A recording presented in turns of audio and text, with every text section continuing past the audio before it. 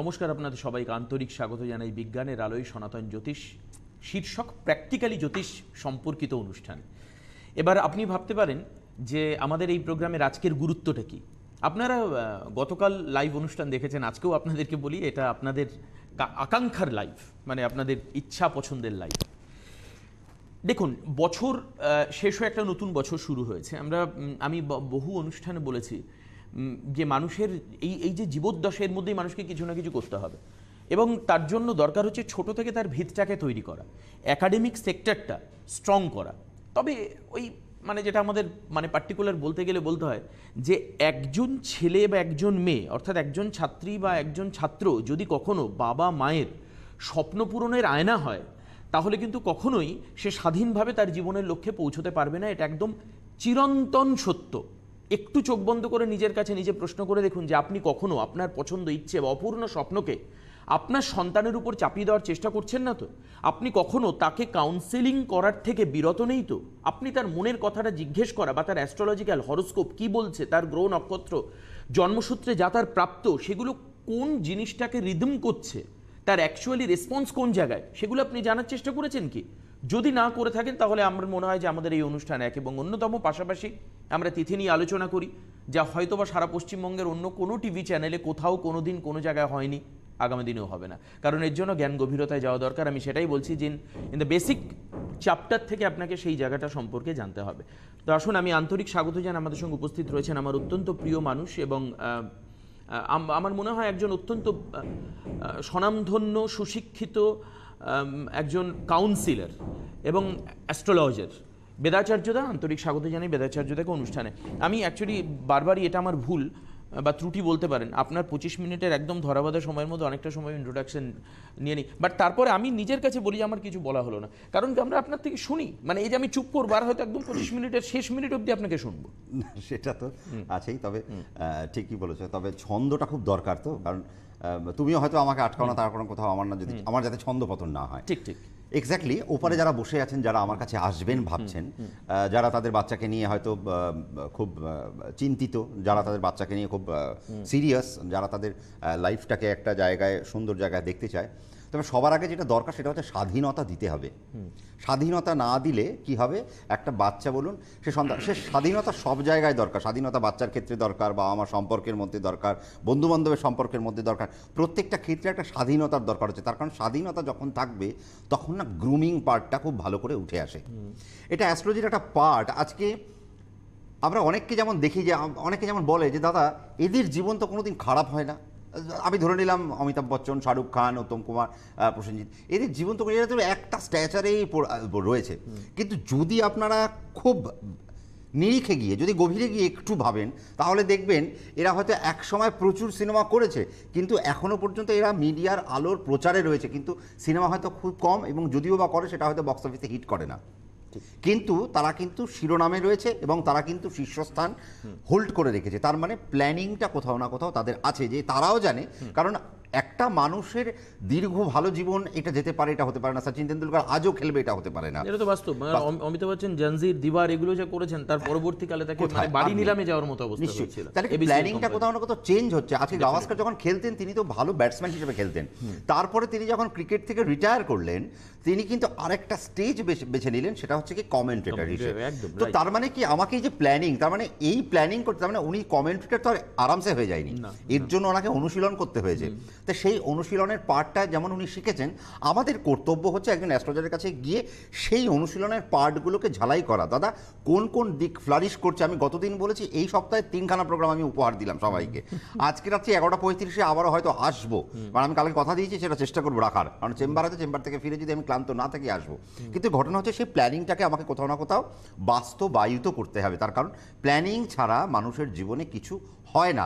আপনার সন্তানকে আপনি ডাক্তার করতে চাইছেন, খুব ভালো কথা, আপনার এই ইচ্ছে হতেই পারে, এটা কোনো পাপ নয়। কিন্তু ঘটনা হলো তার লগ্নভাব, অর্থাৎ তার লগ্নের সঙ্গে তার যে প্রফেশন, আমাদের জ্যোতিষশাস্ত্রের একটা কথা আছে যে লগ্নের সাথে আমি যে প্রফেশনে আসব, আমার লগ্নের সাথে আমার প্রফেশনাল সেই কোয়ালিটি লগ্নের সাথে যাচ্ছে কিনা। আমি যে জ্যোতিষ পেশায় এসছি তার মানে আমার পেশা আমার লগ্নের সাথে কানেক্টেড, তাই আমি এই পেশায় এসছি। নতুবা হয়তো আমি অন্য কোনো প্রফেশনের দিকে আমি চলে যাই, আমি হয়তো ছাত্র পড়াতে পারতাম। তার কারণ আমি যে ইউনিভার্সিটি থেকে পড়াশোনা করেছি, আমি যদি জ্যোতিষটা নাও করি, আমি যদি বাড়িতে বসে যদি দুটো টিউশনই করাই, তাতেও হয়তো আমার মাস গেলে 20, 30, 40, 50 হাজার টাকা রোজগার করা কোনো ব্যাপার না, সেখানেও গাড়ি কিনে গাড়ি চড়তে পারবো। কিন্তু ঘটনা হলো সেই পেশাটা হয়তো আমার যাবে না, আমার এই পেশায় আমাকে আসতে হবে। তাহলে সবার আগে দেখতে হবে লগ্ন ভাব, আমার যে কোনো একটা লগ্ন, তার সাথে অষ্টমের কি কানেকশান, তার সাথে একাদশের কি কানেকশান, তার সাথে চতুর্থের কি কানেকশান।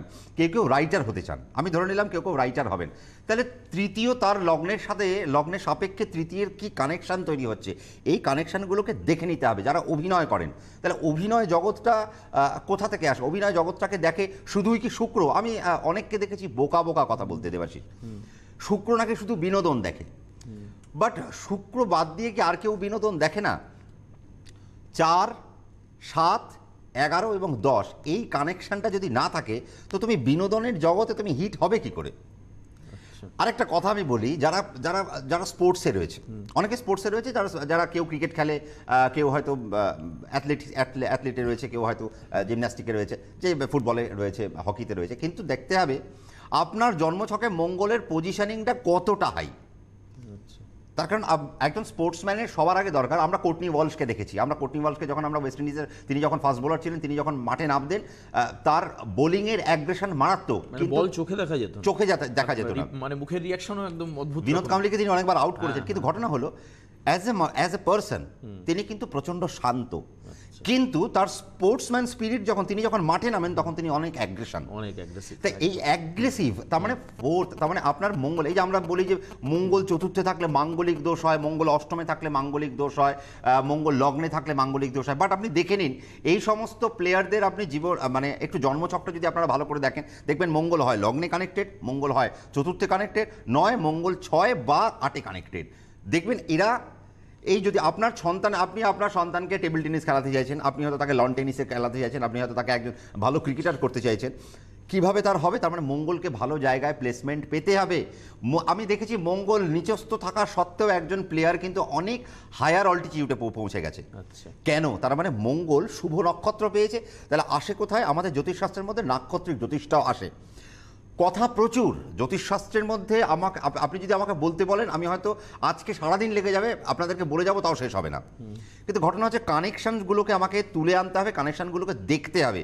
এই যে আমি যেমন বলি রবি আর শুক্র দারিদ্র্যযোগ তৈরি হয়েছে, কিন্তু ম্যাক্সিমাম আপনি তারকা বলুন, অভিনেতা বলুন, ম্যাক্সিমাম ভালো ভালো প্লেয়ার বলুন, এদের জন্মছকেও কিন্তু রবি আর শুক্র কানেক্টেড। তাহলে আপনারা ওপার থেকে বলবেন, তাহলে দাদা আপনি খারাপ কেন বলেন? নিশ্চয়ই একটা প্লাস যেমন আছে, একটা মাইনাসও তেমন আছে। আমাদের সবার আগে দেখতে হবে আমার মাইনাসটাকে কিভাবে একটু ধামা চাপা দেওয়া যায়। কারণ মাইনাসকে আপনি ইরেজার দিয়ে ইরেজ করতে পারবেন না, রিমোট কন্ট্রোল দিয়ে আপনি সেটাকে সুইচ অফ করতে পারবেন না, সেটাকে একটা ধামা চাপা দেওয়ার। আমার চোখ আর কোনোদিন ভালো হবে না, কিন্তু আমার চশমাটা আমার ক্ল্যারিটি বজায় রাখবে।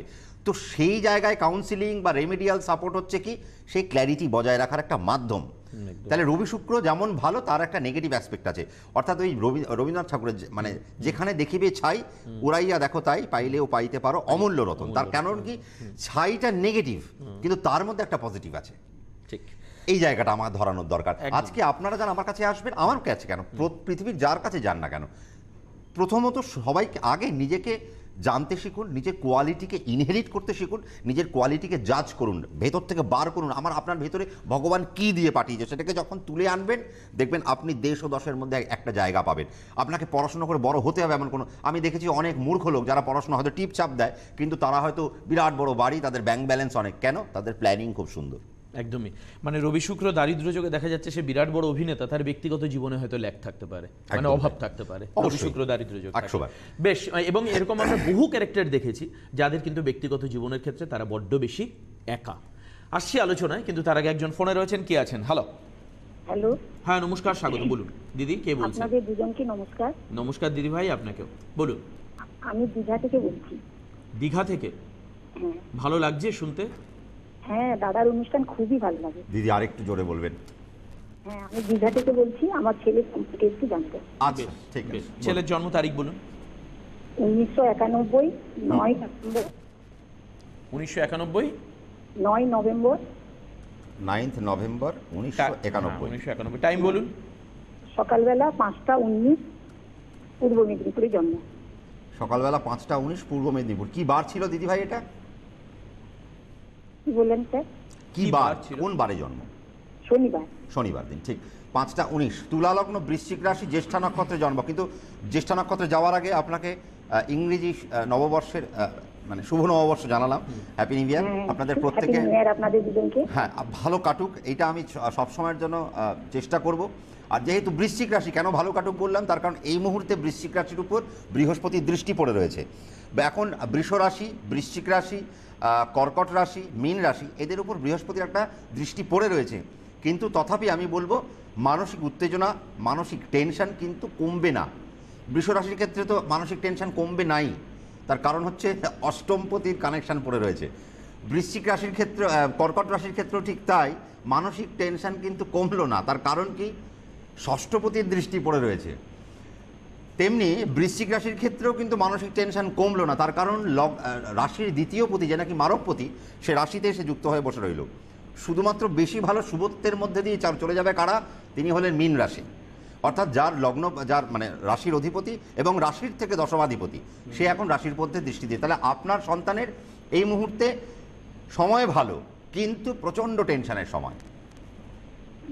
কি বললাম দিদি, বুঝতে পেরেছেন তো? হ্যাঁ, ওর চাকরিটা ঠিক মনের মতন হচ্ছে না। কিটা? চাকরিটা, কেরিয়ারটা ঠিক ভালোভাবে হচ্ছে না। কেরিয়ার তো ভালো ও কি গভর্নমেন্ট সার্ভিসে যায়নি নিশ্চয়ই? না, ও প্রাইভেট করতো, ছেড়ে দিচ্ছে, একটা ধরছে ছেড়ে দিচ্ছে, মনের মতন হচ্ছে না। এবার আপনাকে বলে রাখি, তৈতিলকরণ, অতিগণ্ড যোগ, তৈতিলকরণ, শুক্লপক্ষের তৃতীয়াতে জন্ম। তাহলে তৈতিলকরণের মালিককে বুধ, তার মানে বুধের ক্যারেক্টার কি? বুধ হচ্ছে একটা ক্লিব কারক গ্রহ, সে যার সাথে বসে তার আধার নেয়। কিন্তু ঘটনা হলো সে স্বাধীন চেতা, সে কোনোদিন কারো আন্ডারে থেকে কোনো চাকরি কোনোদিন কারো আন্ডারে থাকতে পারে না বুধ। তো এই আপনার সন্তানের যেহেতু তৈতিলকরণে জন্ম হলো, তার মানে সেও দেখবেন আস্তে আস্তে, আমি এখন আজকে ফোরকাস্ট করে রাখলাম, আপনি হয়তো আজ থেকে 10 বছর পর আমাকে জানিয়ে দেবেন, সিটিভেনের পর্দায় হোক বা আমাকে হোয়াটসঅ্যাপে হোক বা ফোন করে হোক, আপনার ছেলের কিন্তু পরবর্তীকালে আস্তে আস্তে ও বিজনেসের প্ল্যানিং করবে এবং বিজনেসের দিকে কেন চলে যাবে, তার কারণ তৈতিলকরণ। বুধ মানে হচ্ছে ট্রেডিং, ফিন্যান্স, এই সেক্টরকে সবসময় দেখে। আপনার ছেলের মধ্যে প্রচণ্ড উচ্চাকাঙ্ক্ষা থাকবে, অভিলাষা প্রচণ্ড প্রচণ্ড হাই অ্যাম্বিশন যাকে আমরা বলি, সেটা প্রচণ্ড পরিমাণে থাকবে। তো যেহেতু তৈতিলকরণ, তার মানে তাকে বহু চাকরি করতে হবে এবং চাকরি চেঞ্জ করে করে তাকে এমন একটা জায়গায় নিয়ে এসে দাঁড় করাবে যেখানে তার প্রফেশনটা চেঞ্জ হয়ে যাবে। কারণ বুধের কানেকশনের যারা জাতক হয় বা জাতিকা হয়, তারা হয় সেলফ এমপ্লয়মেন্টের দিকে চলে যাবে বা কোনো বিজনেস বা কোনো ক্রিয়েটিভ পার্টের দিকে চলে যাবে। তৈতিলকরণের লোকেদের মধ্যে অভিনয় করার ক্ষমতা খুব ভালো থাকে, লেখার ক্ষমতা খুব ভালো থাকে, আবৃত্তি করার ক্ষমতা খুব ভালো থাকে, নাচ গানের মধ্যে তাদের একটা সংযোগ থাকার ভালো থাকে, ইনস্ট্রুমেন্টাল পার্টে তাদের একটা ভালো কানেকশানস থাকে। এবং শুধু তাই না, শিল্প রসের যা সেগমেন্ট আছে সেই সেগমেন্টে তারা খুব ভালো যায়। আমি দেখেছি বহু তৈতিলকরণকে যারা মাস কমিউনিকেশন বা পাবলিক রিলেশন নিয়ে বহু ভালো কাজ করে এবং ভালো ভালো জার্নালিস্ট, ভালো ভালো লেখক তারা হয়েছেন এবং ভালো ইন্ডাস্ট্রিয়ালিস্ট এবং ভালো ব্যবসাদার বা সেলফ এমপ্লয়মেন্টের একটা শীর্ষ জায়গায় তারা পড়ে রয়েছে।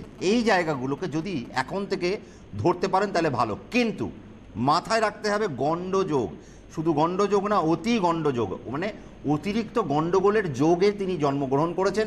অর্থাৎ তার যে ফ্রেজগুলো যাবে বেশ গণ্ডগোলের মধ্যে দিয়ে খাপছাড়া স্ক্যাটার্ড লাইফ। এই স্ক্যাটার্ড লাইফকে যতক্ষণ না আপনি ঠিক করবেন, যতক্ষণ না তাকে একটা কাউন্সিলিং দেবেন বা রেমিডিয়াল সাপোর্ট যদি প্রয়োজন হয় তাহলে করাবেন, দেখবেন আপনার সন্তান আস্তে আস্তে ভালো জায়গায় পৌঁছবে। এটা শুধু প্রথম পাতার অবকাহারা চক্রের হিসেব। একদম একদম। কি বললাম দিদি, বুঝেছেন তো? হ্যাঁ, বুঝতে। ওর কি ভালো চাকরি কি এখন নেই?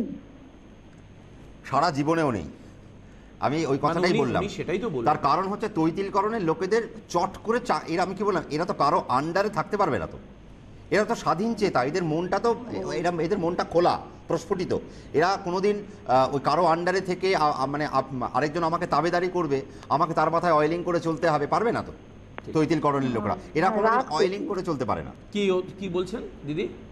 হ্যাঁ, রাগ প্রচুর। হ্যাঁ, ওই জন্যই তো বললাম হ্যাঁ, অয়েলিং করে ওটাই তো। চলতে পারবে না তো, তার মানে রাগ ওই জন্যই তো প্রচুর, যাতে মানে অয়েলিং করতে নিজে না পারে। কখনো ডমিনেটেড হবে না, বুঝতে হবে না, পারছেন? উল্টে dominate করবে। বরঞ্চ উল্টে ডমিনেট। লগ্নেই তো রবি এবং মঙ্গল যুক্ত বসে রয়েছে, বুধ চন্দ্রের সাথে বসে রয়েছে, রাহু তৃতীয় বসে রয়েছে, চতুর্থে শনি বসে রয়েছে, নবমে কেতু বসে রয়েছে, বৃহস্পতি একাদশে বসে রয়েছে এবং শুক্র বসে। আবারও বলে রাখি, আমি বহু টিভি প্রোগ্রামে বলেছি, বৃহস্পতি যদি লগ্নে থাকে, বৃহস্পতি যদি দ্বিতীয় থাকে, বৃহস্পতি যদি সপ্তমে থাকে এবং বৃহস্পতি যদি একাদশে থাকে, বৈবাহিক সেগমেন্টে ঢোকানোর আগে, মানে বিবাহ দেওয়ার আগে 50 বার ভাববেন, তারপর বিবাহ দেবেন। তার কারণ বৃহস্পতি প্রজ্ঞাকারক যেমন গ্রহ, কিন্তু বৃহস্পতির সাথে চন্দ্রের একটা অবৈধ সম্পর্ক ছিল, যার জন্য বৃহস্পতি যদি ন্যাটাল চার্টের বৈবাহিক সূত্রকে কানেক্ট করে, তাহলে সেই জায়গায় বিবাহের স্থানকে তারা নষ্ট করে বা বৈবাহিক সুখকে বিরত করে। এটা জানার বিষয় রয়েছে। শুক্র বুধ নিয়ে আমি গত দুটো এপিসোড আলোচনা করেছি, সেই দুটো চার্ট পেয়েছি। এবার রইল বাকি আপনার ছেলের মধ্যে রবি এবং মঙ্গল, নবমে কেতু বসে রয়েছে, তার মানে বারবার পতন। মাটি থেকে যতটা উঠবে সেখান থেকে আবার পতন হবে, মাটি থেকে যতটা উঠবে আবার পতন হবে, এবং সেটাই হচ্ছে তো, সেটাই তো হচ্ছে। সেটাই হচ্ছে, চাকরি বারবার করে পরিবর্তন হচ্ছে। এবং শুরুতেই বললাম, পিতার সেগমেন্টটাকেও ঠিক রাখতে হবে। বাবা কেমন আছেন ওনার, মানে আপনার হাজবেন্ড? ও, সে ভালো আছে, আমারই শরীর খারাপ বেশি হচ্ছে। না না, সে তো এখন ওই বললাম, কিন্তু ঘটনা এখন তো দ্বিতীয়পতি বৃহস্পতি চন্দ্রের উপর আছে, তা 1 বছর আপনার একটু শরীর স্বাস্থ্য খারাপ যাবে, কিন্তু বাবার দিকটা খেয়াল রাখবেন।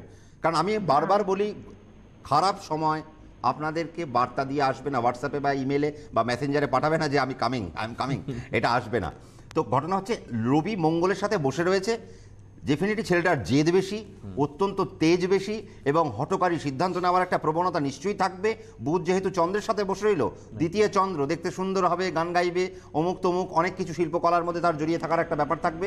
কিন্তু সবার আগে দেখতে হবে মঙ্গল শুক্রের ঘরে বসে রয়েছে, যাতে করে সে হঠকারী সিদ্ধান্ত না নিয়ে যেন জীবনের মেন স্ট্রিমে তিনি যেন চলতে পারেন। চতুর্থে শনি বসে রয়েছে, সফলতার মালিক, সফলতার ঘরেই বসে রয়েছে, দশমে দৃষ্টি দিয়ে, তার মানে দেশ ও দশের মুখ উজ্জ্বল করবার মতো একটা পজিশনে সে আসবে। কিন্তু কখন?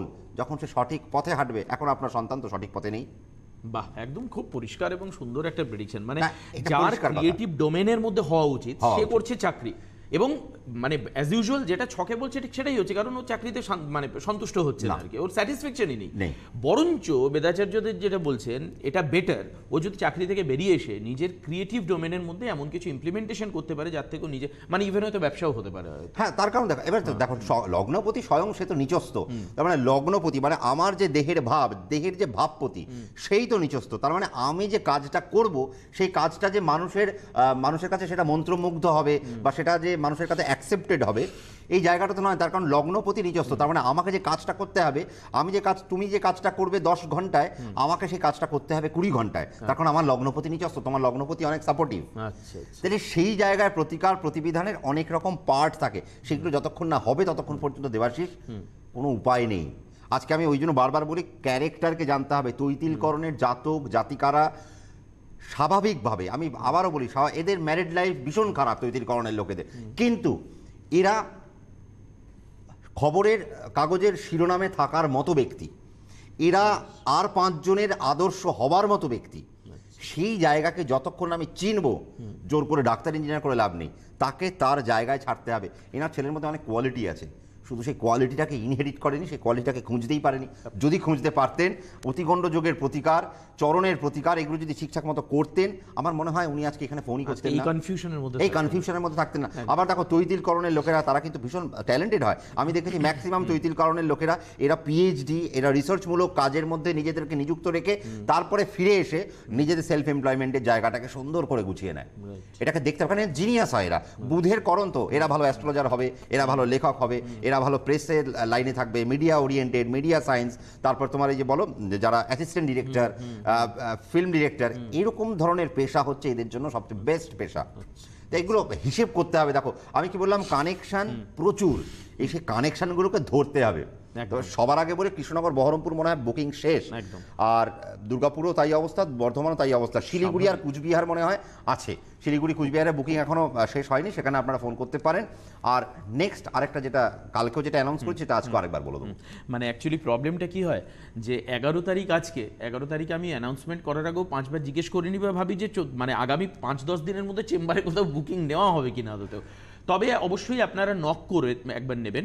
14 তারিখে কৃষ্ণনগর, 15 তারিখে বহরমপুর, 16 তারিখে দুর্গাপুর, 17 তারিখে বর্ধমান, 19 তারিখে মেচেদাতে চেম্বার রয়েছে, 21 তারিখে এক্সক্লুসিভলি আপনার চেম্বারে পাবেন মালদাতে বেদাচার্য দাকে পাবেন, 22 তারিখে কোচবিহারে, 23 তারিখে থাকছেন উনি শিলিগুড়িতে, 2 তারিখে চলে যাবেন মানে 2nd অফ ফেব্রুয়ারি কামিং মান্থে থাকবেন কলকাতার হাতিবাগানে, 4 তারিখে থাকবেন গুয়াহাটিতে, 5 তারিখে থাকবেন আগরতলায়, 7 তারিখে যাবেন জামশেদপুরে। বুকিং নাম্বার টিভি স্ক্রিনে যাচ্ছে, তবুও বলি আরেকবার, প্রত্যেকবার রিপিটেডলি বলা হয় 9830772058, 9830771807 এবং 9830281718, এই হচ্ছে নাম্বার। প্রত্যেক রবিবারে দক্ষিণেশ্বরে চেম্বার থাকে এবং প্রত্যেক ফ্রাইডেতে মানে শুক্রবারে গড়িয়াহাটে চেম্বার থাকে। আজকে গড়িয়াহাটে চেম্বার রয়েছে। আপনারা সবাই জানেন যে দাক্ষা দ্য ম্যাথিক ওয়ার্ল্ড অফ অ্যাস্ট্রোলজি, যার অ্যাডমিশন ফেব্রুয়ারি সেশনে চলছে, শুরু হয়ে গেছে অলরেডি, এবং তার জন্য আপনি যদি মনে করেন শ্যামবাজার, শিলিগুড়ি এবং দক্ষিণেশ্বরে সব থেকে যে পুরনো যেখানে দাক্ষা ইনস্টিটিউট রয়েছে প্রত্যেকটা জায়গাতে 10টা করে সিট অ্যালটেড। ও আচ্ছা আচ্ছা, 10 জন করে, মানে এখন অনেকটাই ফিল আপ হচ্ছে। যারা যারা করবেন 10 জন করে সিট অ্যালটেড, এবং অবশ্যই আমার ক্রাইটেরিয়া আছে, যদি আপনার শিক্ষাগত যোগ্যতা আমার সাথে ম্যাচ করে আমি নিশ্চয়ই আপনাকে ভর্তি নেব, নইলে ফোন করে বা এখান থেকে এসে ঘুরে যেতে হবে। তার কারণ আমি হরেক মাল 2 টাকার মতো চিনি না, এই হচ্ছে আমার কাজ। একদম 9051451482, 9051451482, এটা হচ্ছে দাক্ষাতে অ্যাডমিশনের জন্য নাম্বার। বা regarding any question if you have then you can ask on that এবং নাম্বার। গতকাল যেটা অ্যানাউন্স করেছি আবারও আজকে সেটা অ্যানাউন্স করে রাখি, সেটা হচ্ছে এবছর মার্চ মাসের 1 তারিখ থেকে আমি বলেই দিয়েছি একটা নতুন একটা হেল্পলাইন নাম্বার খোলা হচ্ছে। সেই হেল্পলাইন নাম্বারে আপনারা ফোন করতে পারেন। তার কারণ এবছর 2 দিন ব্যাপী শুধুমাত্র ক্লাস 8, 9, 10, 11 আর 12 এই 5টা শ্রেণীর ছাত্রছাত্রীদের নিয়ে আমি সেমিনার করব। সেখানে তাদের ছাত্রছাত্রীদের সাথে শুধু তাদের বাবা মা অ্যালাউড। কি তার সেগমেন্ট আছে, আমার যারা ইভেন্টের যারা কাজকর্মগুলো করে, আপনারা সেই জায়গায় আপনারা হেল্পলাইন নাম্বারে ফোন করলে তাদের নাম্বারটা পাবেন, বা দাক্ষা নামে আপনারা সার্চ করতে পারেন ফেসবুকে গিয়ে, বা অ্যাস্ট্রো স্পেস দিয়ে বেদাচারিয়া সার্চ করতে পারেন। এই 2টি পেজ আমার ফেসবুক পেজ আছে, আপনি সেখানে কানেক্টেড হতে পারেন, এবং সেখানে আমাদের ফর্ম, সেখানে আমাদের কী কী ক্রাইটেরিয়া সমস্তটা সেখানে পাবলিশ করা হবে। আপনারা সেটা একটা প্রোপাগান্ডাটা আপনারা পড়াশুনো করে আপনারা তার সিটগুলো রিজার্ভ করার পদ্ধতিতে এগোতে পারেন নিশ্চয়ই। আর সবার আগে যেটা বলি, নিজের জন্মছককে বসুন আর কম্বিনেশনগুলোকে নিয়ে বসুন। আপনার মধ্যে জানেন না কী কী কোয়ালিটি আছে। এতদিন তো আপনারা শুধু জ্যোতিষের জটা শুনেছেন, তো এখনও মানে জফলা, ওকার এবং তয়হস্যি পেটকাটার মধ্যে এই অবধি আসেননি। তো ওই বড়িকের জ অবধি আপনারা থেমেছিলেন। তো এই পুরো পার্ট, জ্যোতিষ পার্টটাকে পুরোটা জানুন। আর পুরোটা জানতে গেলে যেটা করতে হবে, কম্বিনেশনগুলোকে নিয়ে বসতে হবে। আপনার লগ্ন, তার দ্বিতীয়, তার তৃতীয়, তার চতুর্থ, পঞ্চম, ষষ্ঠ, সপ্তম, অষ্টম, নবম, দশম, একাদশ, দ্বাদশ, এই যে 12টা ভাব, এই 12টা ভাব আপনার জীবনকে কিভাবে গড়ে তুলতে পারে তার অ্যাসপেক্টকে দেখতে হবে। তিথিকে কানেক্ট করুন। আপনার যে তিথিতে জন্ম হয়েছে, আপনার সেই তিথিতে জন্ম হলে কী কী কোয়ালিটি আপনার মধ্যে ইনহেরিট করছে, বাড়াচ্ছে, বৃদ্ধি করছে, তো সেই জায়গাগুলোকে আপনি কিভাবে অ্যাকোয়ার করতে পারেন। আপনার শুক্লপক্ষে জন্ম না কৃষ্ণপক্ষে জন্ম, যদি শুক্লপক্ষে জন্ম হয় চন্দ্র খুব ভালো, কিন্তু চন্দ্র পীড়িত কিনা সেটা দেখে নিতে হবে। এবার চন্দ্র পীড়িত মানে চন্দ্র কোনো অশুভ গ্রহ দ্বারা অ্যাফ্লিক্টেড কিনা, বা চন্দ্রের দুপাশে কোনো গ্রহ নেই এমন কোনো সেগমেন্ট আছে কিনা, চন্দ্রের সাথে কোনো গ্রহ বসে নেই এরকম কিছু আছে কিনা, কৃষ্ণপক্ষে জন্ম, তাহলে আপনি করবেনটা কি? আপনি পড়াশোনা করছেন, আপনি বলছেন দাদা আমি পড়াশোনা করছি কিন্তু আমি 5 মিনিটের বেশি পড়তে পারছি না, তাহলে আপনাকে নিশ্চয়ই সিস্টেম চেঞ্জ করতে হবে। আপনি বলছেন দাদা আমি চাকরিতে যাচ্ছি বাট আমার খুব ডিপ্রেস লাগছে, আমার মনে হচ্ছে আমার কলিগরা আমার থেকে অনেক বেশি এগিয়ে গেছে, তাহলে আপনি খুব ডিপ্রেসড, তার মানে আপনাকে সিস্টেম চেঞ্জ করতে হবে, আপনাকে একটা প্ল্যানিংয়ের মধ্যে আসতে হবে। আপনি ব্যবসা করছেন, আপনার ব্যবসার জায়গায় আপনি বলছেন দাদা আমি আমার বেস্ট ব্যাপারটা আমি ব্যবসার মধ্যে ইমপ্লিমেন্ট করতে পারছি না, কিভাবে করবেন? বসতে হবে একজন অ্যাস্ট্রোলজার কাছে, ভালো অ্যাস্ট্রোলজার কাছে বসে সেই জায়গাটাকে নারিশ করুন। দেখুন জীবনযুদ্ধে নিশ্চয়ই জয়ী হবেন। ভাগ্য পরিবর্তন হবে না, আজও বলে গেলাম, ভাগ্য পরিবর্তন সম্ভব নয়, শুধু প্ল্যানিং করলে জীবনশৈলীটাকে চেঞ্জ করা যায়, স্ট্যাটাস অফ লিভিংটাকে হাই করা যায়। একদম ছোট্ট একটা পলিটিক্সের কথা দিয়ে শেষ করছি। জীবনের মধ্যে অবশ্যই সব কিছু রয়েছে, কিন্তু আপনার জীবন যেন কখনোই ডিমানিটাইজেশনের রাতে 500 আর 1000 টাকার নোটের মধ্যে না হয় যে তার কোনো ভ্যালু নেই। মানে you have cash but you don't have any scope to encash it. Encash করবার চেষ্টা করুন। জীবনের সমস্ত সাফল্য আপনার মধ্যেই লুকিয়ে আছে, সেটাকে খুঁজুন। আমার মনে হয় এটা মোটিভেশনই হবে ছাত্রছাত্রীদের জন্য। একদমই তাই। ডেফিনেটলি ছাত্রদের আমিও রিকোয়েস্ট করবো তোমরা এসো, খুব ভালো লাগবে। নমস্কার। নমস্কার। দক্ষা মাইথিক ওয়ার্ল্ড অফ অ্যাস্ট্রোলজি, মাইথোলজির বিজ্ঞানসম্মত তথ্য জেনে আদি সনাতন জ্যোতিষ শেখার একমাত্র প্রতিষ্ঠান দক্ষা। বাস্তু, হোরা, সংখ্যাতত্ত্ব ইত্যাদি শিখতে যোগাযোগ করুন 9051451482, 9830281718, শাখা দক্ষিণেশ্বর, শ্যামবাজার, শিলিগুড়ি। বিশদ জানতে হোয়াটসঅ্যাপ করুন 8585003800 এই নম্বরে।